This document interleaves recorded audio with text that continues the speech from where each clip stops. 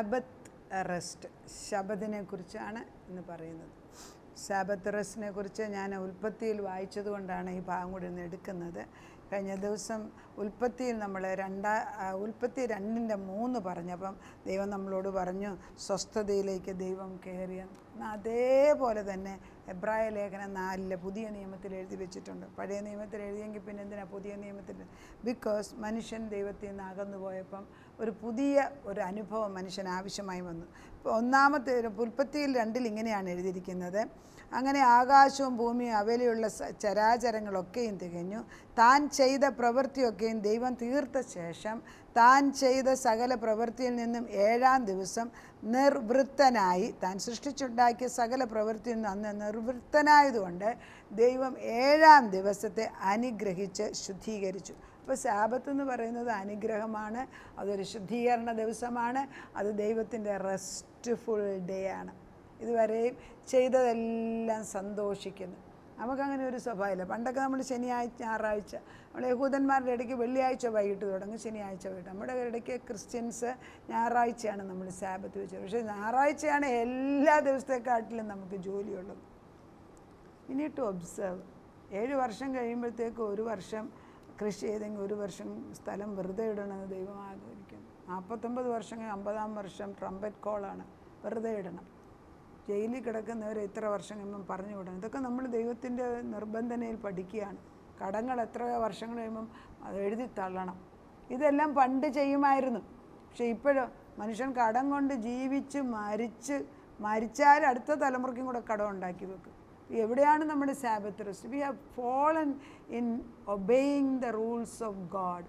സൃഷ്ടിച്ച ദൈവം എന്നെക്കുറിച്ചും അല്ലെങ്കിൽ നമ്മളെക്കുറിച്ചും മനുഷ്യനെക്കുറിച്ച് ഏറ്റവും നല്ലത് എങ്ങനെ പ്രവർത്തിച്ചാലാണ് നമ്മൾക്ക് നമ്മുടെ പ്രയോജനം ഉണ്ടാകുന്നതെന്നാണ്. ഇത് റെസ്റ്റ് എടുക്കാതെയുള്ള ജോലി ചെയ്യുന്നവരോടാണ് ഈ പറയുന്നത്. അത് റെസ്റ്റ് എടുക്കാതെ, വി കോൾ ഇറ്റ് വർക്കഹോളിക്സ്. അല്ലെ, ഒരു കാര്യം ചെയ്താൽ പിന്നെ അതങ്ങ് ജ്വരം, അത് തന്നെ അതേ ശരിയല്ല. You don't know to balance it. Something is wrong with you. നിർത്തവിടെ. ഈ കാണിക്കുന്ന കോലാഹലമെല്ലാം കൂടി നിർത്തി വെച്ച് ദൈവാത്മാവ് വന്നിട്ട് സ്വസ്ഥതയായിട്ട് അല്പനേരം ദൈവസന്നിധി ഇരിക്കാൻ പഠിക്കുക. നമ്മൾ ഈ എബ്രായ ലേഖനത്തിനകത്ത് 4-ാം അധ്യായത്തിൽ ഇത് തന്നെ പറയുന്നത്. എന്തുകൊണ്ടാണ് രണ്ടാമത് പറയുന്നതെന്ന് ചോദിച്ചാൽ, രണ്ടാമതൊരു സ്വസ്ഥത ആവശ്യമുണ്ടായിരുന്നു വേദപുസ്തകം പറയുന്നത്. സങ്കടമാണ്. ദൈവം സൃഷ്ടിച്ചിട്ട് നമ്മളത് അനുസരിക്കാത്തതിനാൽ ദൈവം വീണ്ടും വീണ്ടും ഇറങ്ങി വന്ന് നമ്മളെ പഠിപ്പിക്കാൻ നോക്കുകയാണ്. വിശ്വസിച്ചവരായ നാമല്ലോ സ്വസ്ഥതയിൽ പ്രവേശിക്കുന്നു. കണ്ടോ? വിശ്വസിക്കുന്നവനാണ്. അല്ല, നമ്മൾ 6 ദിവസം കഴിഞ്ഞിട്ട് മന്ന വിറക്കുന്ന ദിവസം പോലും ശാബത്ത് ദിവസത്തിന് തലേ ദിവസമേ ആ ഒരു ദിവസത്തേക്ക് അതിൻ്റെ തലേ ദിവസം 2 ഇരട്ടി വാങ്ങിച്ചു വെക്കാൻ, പെറുക്കിയെടുക്കാൻ ദൈവം അനുവദിച്ചു. കാരണം അന്നൊന്നും ചെയ്യരുത്. അപ്പോൾ ഈ ശാബത്ത് റെസ്റ്റ് എന്ന് പറയുന്നത് യഹൂദന്മാരുടെ ഇടയ്ക്ക് ഉണ്ട്. പക്ഷെ ദൈവം നിയോഗിച്ചതെന്ന് അവർ ഒത്തിരി അങ്ങ് മാറിപ്പോയി. അതുകൊണ്ടാണ് യേശുക്രിസ്തു വന്നിട്ട് പിന്നെ പല അതിശയങ്ങളും സാബത്ത് ഡേയിൽ ചെയ്തിട്ട് I am the lord of sabbath എന്ന് പറയുന്നത്. സാബത്ത് ഉണ്ടാക്കിയവൻ ഞാനാണെന്ന്. ദൈവം നിയോഗിച്ചത് അന്ന് റെസ്റ്റ് എടുക്കാനും ദൈവത്തെ സ്തുതിക്കാനും അന്ന് ശുദ്ധീകരിക്കുന്ന ദിവസവും ദൈവത്തിൽ സന്തോഷിക്കുന്ന ദിവസമാണ്. ഒത്തിരി ആക്ടിവിറ്റീസായിട്ട് എന്തെടുക്കാൻ. ഞായറാഴ്ച ദിവസം എന്തൊരു ബിസിയാണ് മനുഷ്യൻ. കടകളെല്ലാം അടച്ചിരിക്കുകയാണ്. പക്ഷെ അന്നാണ് എല്ലാ കാര്യങ്ങളും നമ്മൾ ഒരുക്കി വെക്കുന്നത്. പിള്ളേർക്ക് പണ്ട് പഠിത്തമില്ലായിരുന്നു. ഇപ്പോൾ ഞായറാഴ്ച എന്തെങ്കിലും സ്പെഷ്യൽ ക്ലാസ് ഉണ്ട്, സ്പെഷ്യൽ സ്പോർട്സ് ഉണ്ടെങ്കിൽ ആ ദിവസം, ഏതെങ്കിലും ഇവൻ്റ് ഉണ്ടെങ്കിൽ ആ ദിവസം. എവിടെയാണ് Sabbath? We have wronged against God in every area. ഇതൊക്കെ തിരിച്ചു കൊണ്ടുവരാൻ ഒക്കുമോ ദൈവത്തിന് മാത്രമേ അറിയത്തുള്ളൂ. പക്ഷെ സത്യവചനം പറയുന്നെങ്കിൽ അത് സത്യമാണ്. വചനം ഇങ്ങനെയാണ് എഴുതിയിരിക്കുന്നത്. ദൈവം പറയുന്നു, വിശ്വസിച്ചവരായ നാമല്ലോ സ്വസ്ഥതയിൽ പ്രവേശിക്കുന്നു. ലോകസ്ഥാപനത്തിങ്കൽ പ്രവൃത്തികൾ തീർന്നു പോയ ശേഷം അവർ എൻ്റെ സ്വസ്ഥതയിൽ പ്രവേശിക്കയില്ല എന്ന് ഞാൻ എൻ്റെ കോപത്തിൽ സത്യം ചെയ്തു എന്നാൽ. എന്തുകൊണ്ടാണ്? ദൈവത്തിൻ്റെ സത്യങ്ങളെ അനുസരിക്കാഞ്ഞപ്പോൾ ദൈവം പറയുന്നു, ഇവരാരും എൻ്റെ സ്വസ്ഥതയിൽ പ്രവേശിക്കത്തില്ല. അവരാരും കയറിയില്ല. ആദ്യ ജനറേഷൻ മുഴുവനും മരുഭൂമിയിൽ തന്നെ പട്ടുപോയിട്ട് 2-ാം തലമുറയാണ് കനാൻ ദേശത്ത് കയറിയെന്ന് ഓർക്കണം. നമ്മളിലും ആ സ്വഭാവങ്ങൾ തന്നെയല്ലേ ഉള്ളത്? ദൈവം പറയുന്നത് അതുകൊണ്ട് മാനസാന്തരപ്പെട്ട് ദൈവത്തിൻ്റെ സത്യങ്ങളിലേക്ക് തിരിച്ചു വരിക. എൻ്റെ സ്വസ്ഥതയിൽ പ്രവേശിപ്പിക്കണം ദൈവത്തിന് ആഗ്രഹമുണ്ട്. കർത്താവ് ഇതുകൊണ്ട് 7-ാം വാക്യത്തിൽ പറയുന്നത്, ഇന്ന് എൻ്റെ ശബ്ദം കേൾക്കുന്നു എങ്കിൽ നിങ്ങളുടെ ഹൃദയം കഠിനമാക്കരുത്. ഇന്നൊന്നൊരു ദിവസമുണ്ട് എങ്കിൽ ഇന്ന് നിങ്ങൾ യേശുവിലേക്ക് തിരിച്ചു വന്നിട്ട് അവൻ്റെ നിയമത്തെ today is the day of salvation. അതായത് നമ്മളിനി നാളത്തേക്ക് വെക്കണ്ട. ദൈവത്തിൻ്റെ നിയമം എനിക്ക് പരമമായതാണ്. അതിനുപരിയായിട്ടൊരു നിയമമില്ല. ഏതെങ്കിലും നിയമം അത് നമ്മൾ ചില സഭക്കാർ അവർ ഞായറാഴ്ച വല്ല സ്പോർട്സ് വെച്ചാൽ അവർ പോകൂല, അവർ ആ ദിവസം ഒബ്സർവ് ചെയ്യും. ചിലർ ആശുപത്രിയിൽ മക്കൾക്ക് പ്രയാസം ഉണ്ടെങ്കിൽ അവർ പ്രാർത്ഥിച്ച് നേടുന്ന കാണാം. അവരുടെ വിശ്വാസം വലുതാണെങ്കിൽ അത് വെൽ ആൻഡ് ഗുഡ്, അത് മറ്റുള്ളവർ വിധിക്കേണ്ട ആവശ്യമില്ല. എന്നാൽ അതിൽ ഉറച്ച വിശ്വാസം വേണം. ദൈവശബ്ദം കേൾക്കുന്നവരായിരിക്കണം. ദൈവത്തിൽ നിന്ന് രക്ഷ പ്രാപിച്ച് അവനോട് ഒട്ടിയിരിക്കുന്നവർക്ക് വേറൊരു പ്രാഗൽഭ്യമുണ്ട്. അവരെക്കുറിച്ചാണ് ദൈവം പറയുന്നത്, ഞാൻ എൻ്റെ സ്വസ്ഥതയിൽ അവരെ പ്രവേശിപ്പിക്കും. എന്നാൽ എത്രയോ ജനത സ്വസ്ഥതയില്ലാതെ അലയുമ്പം കർത്താവ് പറയുകയാണ്, ഇന്നേ എന്നൊരു ദിവസം ഞാൻ നിങ്ങൾക്ക് വീണ്ടും തരികയാണ്, തിരിച്ചു വന്ന് എൻ്റെ സ്വസ്ഥതയിലേക്ക് പ്രവേശിക്കാം.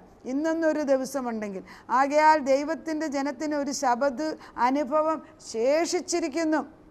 ദൈവം തൻ്റെ പ്രവൃത്തികളിൽ നിന്ന് എന്ന പോലെ അവൻ്റെ സ്വസ്ഥതയിൽ പ്രവേശിച്ചവൻ താനും തൻ്റെ പ്രവൃത്തികളിൽ നിന്ന് നിർവൃത്തനായിത്തീർന്നു. ഉൽപ്പത്തി 2:3 പറയുന്നത്, ദൈവം തൻ്റെ പ്രവൃത്തിയും തീർത്തു. ക്രിസ്തു ക്രൂശേ കിടന്നും പറഞ്ഞ് ഇത് പൂർത്തീകരിച്ചു. ദൈവം വന്നിട്ട് ജോലി തീർക്കാതെ പോകുന്ന ഒരു ദൈവം അല്ല. ഇന്നും നമ്മൾ ദൈവം തീർത്തിട്ടില്ല എന്ന് വിചാരിച്ച് നമ്മൾ കാലിട്ട് അടിച്ചുകൊണ്ട് നടക്കുകയാണ്. വെള്ളത്തിൽ ചാകാൻ പോകുന്ന പോലെ നമ്മുടെ ജീവിതം. എപ്പോഴാണ് നമ്മൾ ഈ സത്യം മനസ്സിലാക്കുന്നതെന്ന് അറിഞ്ഞുകൂടാ. ഇതിൻ്റെ മർമ്മം ദൈവം തന്നെ നമ്മളെ പറഞ്ഞുകൂടി. അതുകൊണ്ട് ആര് അനുസരണക്കേടിൻ്റെ സമദൃഷ്ടാന്തത്തിനൊത്തവണ്ണം വീഴാതിരിക്കേണ്ട നാം ആ സ്വസ്ഥതയിൽ പ്രവേശിക്കാൻ ഉത്സാഹിക്കാം. കർത്താവ് പറയുന്നത്, ഞാനൊരു കാര്യം ചെയ്തെന്ന് തീർത്തെന്ന് അത് നിങ്ങളങ്ങ് വിശ്വസിക്കുക. അതിനെന്താ എക്സാമ്പിൾ പറയുന്നത്? നമുക്ക് എക്സാമ്പിൾ പറയുന്നത്, നമ്മൾ പ്രായമുള്ള വല്യപ്പച്ചന്മാരുണ്ടെങ്കിൽ അല്ലെ നമ്മുടെ വല്യമ്മച്ചിമാർ, നമ്മളൊരു കല്യാണം ഉറച്ചെന്നിരിക്കട്ടെ. അപ്പോൾ നമ്മളവർ പ്രാർത്ഥിച്ച് നോക്കിയിട്ട് അത് വലിയ കുഴപ്പമില്ല, അത് നടത്തിയാൽ കുഴപ്പമില്ലെന്ന് അവരങ്ങ് തീരുമാനമെടുത്ത് വീട്ടിലെത്തി. കുറച്ച് കഴിയുമ്പോഴത്തേക്ക് അപ്പനും അമ്മയും പറയും, അത് ശരിയാകത്തില്ല, അത് ആ കല്യാണം വേണ്ട. പക്ഷേ വല്യപ്പനും വല്യമ്മയും പറയും, ഇത് ദൈവത്താൽ നിയോഗിച്ച് ഇത് മതിയെന്ന് പറയും. പലപ്പോഴും അത് അനുസരിക്കുകയാണെങ്കിൽ അത് നല്ലതാണ്. എന്നാൽ നമ്മൾ മർക്കട മുഷ്ടിയിട്ട് അത് വേണ്ടെന്ന് പറഞ്ഞിട്ട് വേറെണ്ണം നടത്തി അത് ശാപമായി മാറും. അപ്പോൾ അവർക്കൊരുറപ്പുണ്ട് അവർ പറയുന്നതിൽ. അതുപോലെ എല്ലാ കാര്യങ്ങളിലും നമ്മുടെ വീട്ടിൽ പ്രാർത്ഥനാപരമുള്ളവർക്ക് ഒരു ഉറപ്പ് എല്ലാ കാര്യത്തിലും കിട്ടും. ചില കാര്യങ്ങളിൽ നമുക്ക് പുറമേ അല്പം പ്രയാസം തോന്നിയാലും ഉള്ളിൻ്റെ ഉള്ളിൽ ഒരു ഉറപ്പുണ്ട്. ആ ഉറപ്പ് സാബത്ത് റെസ്റ്റാണ്. ആ ഉറപ്പിലാണ് നിൽക്കുന്നത്. എനിക്കിനി ഒന്നും ചെയ്യാനില്ല, ഒന്നും ഞാൻ ചെയ്യണ്ട, കർത്താവ് ഒന്നും ചെയ്തില്ലല്ലോ. 7-ാം ദിവസത്തിനെ അനുഗ്രഹിച്ചു, ശുദ്ധീകരിച്ചു, അന്ന് റെസ്റ്റ് എടുത്തു. He enjoyed the day. നമ്മുടെ ജീവിതത്തിൽ ഒരിക്കലും റെസ്റ്റ് എടുക്കുന്നില്ല. റെസ്റ്റ് എടുക്കാൻ നമുക്ക് അറിഞ്ഞുകൂടാ. അതൊരു പാപമായിട്ട് നമ്മൾ ചിന്തിക്കുകയാണ്. ദൈവം മനുഷ്യനെ സൃഷ്ടിച്ചപ്പോൾ അങ്ങനെ അല്ല ചെയ്തത്. കർത്താവ് പറയുകയാണ്, അനുസരണക്കേടിൻ്റെ സമദൃഷ്ടാന്തത്തിനൊത്തവണ്ണം വീഴാതിരിക്കേണ്ടതിന് നാം സ്വസ്ഥതയിൽ പ്രവേശിക്കാൻ ഉത്സാഹിക്കുക. അത് കഴിഞ്ഞിട്ടാണ് പിന്നെ ദൈവത്തിൻ്റെ വചനത്തെക്കുറിച്ച്, വചനം ജീവനും ചൈതന്യമുള്ള ഇരുവാൾത്തലുള്ള വാളിനെക്കാട്ടിലും മൂർച്ചയേറിയതും അത് വചനത്തിൻ്റെ ശക്തി. ഈ വചനശക്തി പറയുന്നത്, വചനം പറഞ്ഞാൽ മതിയെന്ന്, ഈ കിടന്നുകൊണ്ട് മെടക്കേണ്ട ആവശ്യമില്ലെന്ന് തന്നെയാണ് പറയുന്നത്. ഇത് ആരോട് പറയാനാ? ഇതെങ്ങനെ മനസ്സിലാക്കും? ദൈവത്തിൽ നമ്മൾ എത്ര അകന്നു പോയിരിക്കുകയാണ്. എല്ലാം നമ്മുടെ പ്രയത്നം കൊണ്ടേ നടക്കത്തുള്ളൂ. എന്നാൽ നമ്മുടെ പ്രയത്നം ആവശ്യമുണ്ട്. എപ്പോഴാണെന്ന് പറയും, ദൈവം പറഞ്ഞ് കഴിയുമ്പോൾ ആ ഒരു കാര്യം ചെയ്യാൻ അവൻ നമ്മളെ എക്യുപ്പ് ചെയ്യും. അന്നേരം നമുക്ക് അതിനുള്ള ഒഴുക്ക് വരുന്ന കാണാം. അതിപ്പോൾ എനിക്കൊരു എക്സാമ്പിൾ പറയാം. നമ്മൾ തമിഴ്നാട്ടിൽ നെൽകൃഷി നട്ടു. നെല്ല് നടുന്നതിന് മുമ്പ് അവിടെ വിജനമായിട്ട് കിടന്ന സ്ഥലമാണ്. അപ്പോൾ ഈ ഭൂമി ഏൽപ്പിച്ചത് ഇങ്ങനെ കിടക്കുന്നത് ശരിയല്ലല്ലോ എന്ന് വെച്ച് ഞാൻ കുത്തിയിരുന്ന് പ്രാവശ്യം ദൈവം പറഞ്ഞു അനുഗ്രഹിച്ച് പ്രാർത്ഥിക്കാൻ പറഞ്ഞു. അങ്ങനെ അനുഗ്രഹിച്ച് പ്രാർത്ഥിച്ച് കഴിഞ്ഞാൽ നമ്മൾ നെല്ലിട്ടു. ആദ്യമൊക്കെ പന്നി വന്നു, ശല്യങ്ങൾ വന്നു. പിന്നെ അവിടെ സോളാർ ഫെൻസ് വെച്ചു. പിന്നെ നെല്ല് ഹാർവെസ്റ്റ് ചെയ്യേണ്ട ടൈമായി. ഹാർവെസ്റ്റ് ചെയ്യുമ്പം നമുക്കൊന്നും ഇനി ചെയ്യാനില്ല, കാരണം നമ്മളെല്ലാം ചെയ്തു കഴിഞ്ഞു. പക്ഷേ ഹാർവെസ്റ്റ് എടുത്ത് കഴിഞ്ഞ് വിളവെടുത്ത് വിൽക്കാൻ നേരമായപ്പോൾ ആദ്യം അഗ്രി ചെയ്തവർ മാറിപ്പോയി. അപ്പോൾ എനിക്ക് സംശയങ്ങളാണ്, ഉടനെ സംശയം. നമ്മുടെ ദൈവം പറഞ്ഞിട്ടാണോ ചെയ്തത്? ദൈവമാണോ ചെയ്യിപ്പിച്ചത്? പ്രാർത്ഥിച്ചത് ശരിയായോ? അനുഗ്രഹം അല്ലയോ? പല ചിന്തകൾ. അപ്പോൾ ദൈവം തിരിച്ച് എന്നോട് ഇങ്ങനെ പറഞ്ഞ് ഞാൻ ഓർക്കുന്നുണ്ട്, ഞാനാണ് വിളവിട്ടവെങ്കിൽ ഞാൻ എടുപ്പിക്കാൻ വിശ്വസ്തൻ തന്നെ. അപ്പോൾ ആര് കർത്താവ്, നീ എന്നോട് ചോദിച്ചിട്ടല്ലേ ഇറങ്ങിയത്, നീ ധൈര്യമായിട്ടിരിക്കാം. പിന്നെ ഞാൻ അനങ്ങിയിട്ടില്ല, പിന്നെ അനങ്ങാൻ പോയില്ല, ഞാൻ അവിടെ തന്നെ ഇരുന്നു. കാരണം കർത്താവല്ലേ സംസാരിച്ചതിനോട്. അത് കഴിഞ്ഞപ്പം ഗവൺമെൻറ് തന്നെ അത് വാങ്ങിച്ചു. കാരണം അവർ പ്രൈവറ്റ് പാർട്ടിയെക്കാട്ടിൽ തമിഴ്നാട്ടിൽ അങ്ങനെ ഒരു ഗുണമുണ്ട്. അവർ നമ്മൾ കൃഷി ചെയ്ത് അവർ തന്നെ എടുക്കും, ഉടനെ തന്നെ അതിൻ്റെ പൈസയും തരും. നമുക്ക് നഷ്ടം കൂടാതെ അത് അനുഗ്രഹമാക്കി തന്നു. എന്താ? തുടങ്ങിയപ്പം ദൈവത്തിൽ തുടങ്ങി, ദൈവത്തിൽ തന്നെ എൻഡ് ചെയ്തു. ഒരു sabbath rest. We enjoyed the process. We didn't do much harbour. ദൈവം കൃപ ചെയ്യുന്നത്, ദൈവത്തിൻ്റെ ആത്മാവിൽ നമ്മളങ്ങോട്ട് നിറഞ്ഞു നിൽക്കണം. ആ കർത്താവ് നമ്മളെ കൊണ്ട് നടക്കുന്ന വഴിയിലോട്ട് പോകണം.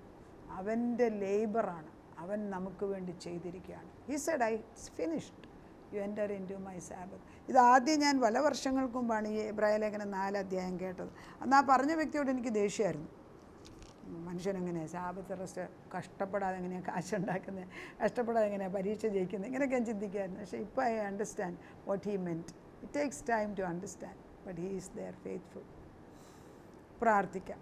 കർത്താവേ, ഞങ്ങൾ നിൻ്റെ സന്നിധിയിൽ പരിശുദ്ധാത്മാവിൻ്റെ നിറവിൽ വന്ന് ആത്മാവിൻ്റെ ചൈതന്യത്തിൽ നിന്ന് നിൻ്റെ വിളവെടുപ്പിലേക്ക് സന്തോഷിച്ച് കയറാൻ വിളിക്കുമ്പം കയറി വരാനുള്ള കൃപ തരണം. ആത്മാവിൻ്റെ വിളിയായത്. കർത്താവേ, നീ sabbath, enter into my Sabbath rest.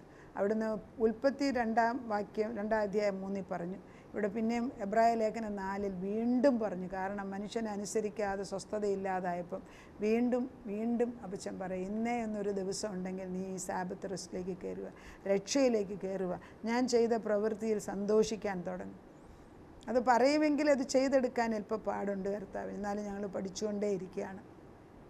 ഞങ്ങൾ പഠിക്കുന്നത് മറ്റുള്ളവർക്ക് പകർന്നു കൊടുക്കാനും അടുത്ത തലമുറകളിലും ആ അനുഗ്രഹത്തിൻ്റെ ഒരു ദിവസം ദൈവത്തിന് വേണ്ടി മാറ്റിവെക്കണം നിർബന്ധമായിട്ട് തീരുമാനിക്കാൻ ഞങ്ങളുടെ കുഞ്ഞുങ്ങളോട് സംസാരിക്കണം. ലോകം മുഴുവനും നേടിയാലും എൻ്റെ ആത്മാവ് നഷ്ടപ്പെട്ട എന്ത് കാര്യം? ദൈവം നമ്മളെ സൃഷ്ടിച്ചിട്ട് നമുക്ക് പറ്റിയ ഏറ്റവും ഉത്തമമെന്ന് അപ്പച്ചൻ എഴുതി വെച്ചിട്ടുണ്ട്. അതിനനുസരിച്ച് ജീവിക്കാൻ ഞങ്ങളെ പഠിപ്പിച്ചിട്ട് enter into my Sabbath rest. എൻ്റെ സാബത്ത് റെസ്റ്റിലേക്ക് കടന്നു പോകാം. ഞങ്ങളെ വിളിക്കുമ്പോൾ ഞങ്ങൾ കുടുംബമായിട്ട് കയറി വരുന്നു. അവിടുന്ന് പെട്ടകത്തിൻ്റെ വാതിൽ അടച്ചതുപോലെ ഞങ്ങളുടെ കുഞ്ഞുങ്ങളെ ഞങ്ങളെല്ലാവരെയും കയറ്റി വാതിൽ അടയ്ക്കണമെന്ന് പ്രാർത്ഥിക്കുന്നു. ഇനിയും നീ പുറത്തോട്ട് വിടല്ലേ അപ്പച്ച. നീ ആ വാതിലിൻ്റെ ഓടാമ്പുകൾ അടച്ച് നമ്മുടെ മക്കളെ അകത്ത് വെച്ച് അനുഗ്രഹിക്കുന്നു എന്ന് വാഗ്ദത്തം ചെയ്തിരിക്കുന്നു. നീ ചെയ്ത് കഴിഞ്ഞെങ്കിൽ പിന്നെ ഞങ്ങളെന്തിനാണ് ഭാരപ്പെടുന്നു? അതിനത് ചെയ്തതിനാൽ സ്തോത്രം. പ്രാർത്ഥനയുടെ ഉത്തരം തന്ന ദൈവത്തിന് നന്ദി. യേശു ക്രിസ്തുവിൻ്റെ പൊന്നു നാമത്തിൽ തന്നെ ആമേൻ.